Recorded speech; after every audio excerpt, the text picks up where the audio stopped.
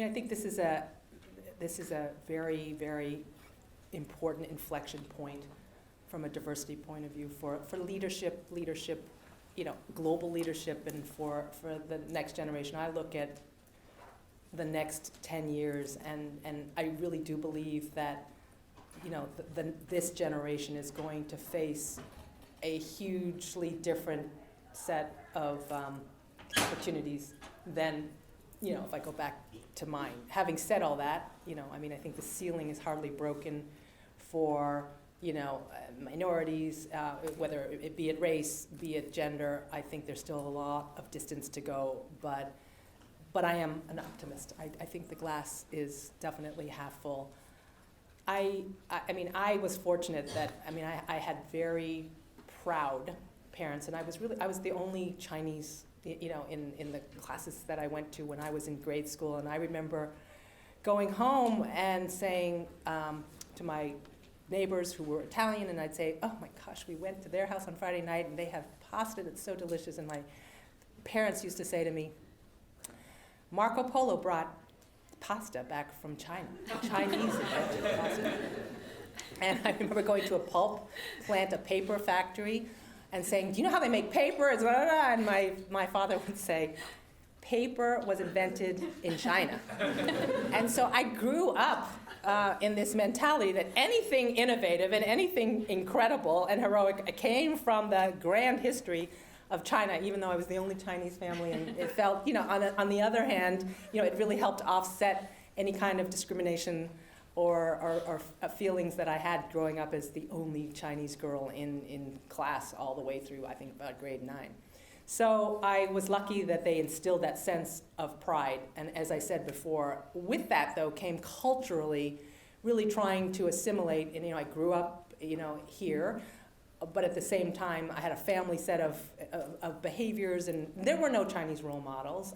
I wanted to be Connie Chung because, there were no, if you said, do you want to be a CEO? There were no, Asian women in business to emulate. So people said, well, is that what you always knew you wanted to be? How would I know I wanted to be that? I actually did. I wanted to be a journalist, and I thought that Connie Chung had a great job. So here you are interviewing me. See, you're Connie Chung. See. So I think it is about, there are more and more role models now, right? They're still a ceiling to be broken. I think when I became a CEO, there were no Asians that were CEOs in the Fortune 500, men or women. There were only 3 women. That rounded down to 0%. That was in 1999. So now we're looking at 20 years later. The numbers are different. There's 32 women. There are more diverse CEOs in the Fortune 500. But that, you can argue, how much progress is that in 20 years? It's taken some time. What I believe is the next 10 years will look very dramatically different. And that is because the level of talent underneath the CEO job is filled with candidates and very, very deserving candidates. As a woman, when I grew up in this business, you could be in PR, HR, human resources, maybe marketing. You didn't have the largest legal job. You did not have the largest P&L, CFO job. And those are the jobs that garner the experience to run a company. So by definition, you were, a specialty function. That's really different today when you look at Ruth Porat and, at Google as CFO. You have some extraordinary talent in the ranks one below the CEO, and therefore I think that the next 5 years is going to look hugely different.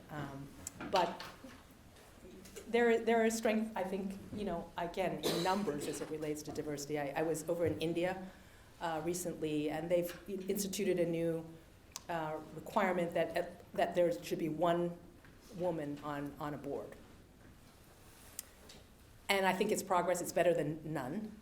But having been the only woman around a table, whether it's a management table or a board table, for a lot of my experience over the decades, I would say that it takes more than one woman on a board or on a management team to begin to shift to a very healthy dialogue. And as I said, 100% women, I would advocate equally not. But I think to represent, I mean, I'll just use an example. So on the Daimler board, Mercedes-Benz, this is an interesting situation where the requirements in Europe now are that there are 30% women on the boards. And that is really kind of moved a very glacial pace. Without that legislation, I think it would take a lot longer. But when you think about passenger car purchases, many countries, most of the decisions for who buys the passenger car are the women in the family. Is it an SUV? Is it blue? Is it white? They're making the decisions. So in a very male industry, you have to look all the way out at the end consumer. Who's making the decisions? And your board and your management have to reflect that. So I think they've made a tremendous amount of progress. There are 30% women in management and on the board, and very, very qualified engineers. Mary Barras, the CEO of General Motors, who would have thought a woman would be running a car company in the United States. So progress is happening. I'm sure we have questions, so we'll open it up. But before we do, Sure. Is there anything else that you would like to, last piece of advice that you'd like to leave us with?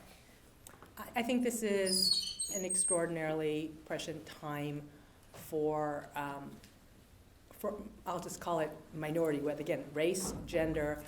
I think that we finally reached the appropriate inflection point. I mean, the world's population and the opportunity the case has been made. If I just use women for 1 second, I think that, I don't want to get on a soapbox about equal pay, but I would just say that when I look at the pay equality for women, women of color, men of color, versus there's the gap. If it were simply, closed, equals trillions, and I think it's $28 trillion according to a McKinsey report of global GDP. So just mathematically closing the gap, the gender gap and the diversity gap in terms of equal pay creates trillions and trillions of dollars of global GDP, and then in the US that's $4 or $5 trillion. So to me, this is not something that we need to wait for legislation, for law, for policy. I mean, I think the generation of leaders, academics, students going in, I mean, people say to me, so what are we going to do about that? And I said, I mean, let's say I'm a CEO, and if I'm not asking, can I please see if we are paying everybody the same, regardless of gender and race, for the same job? It doesn't take a law. I can make that decision.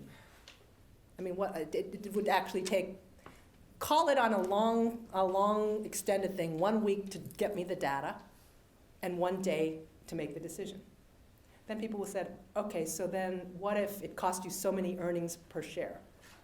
And I would argue that if I had to explain to a young Wall Street analyst that the reason I spent 2 cents a share more was that I did a one-time adjustment to pay everybody fairly so that I wasn't paying 78 cents on a dollar for the same job, I dare them to say that is an ineffective, bad use of 2 cents a share.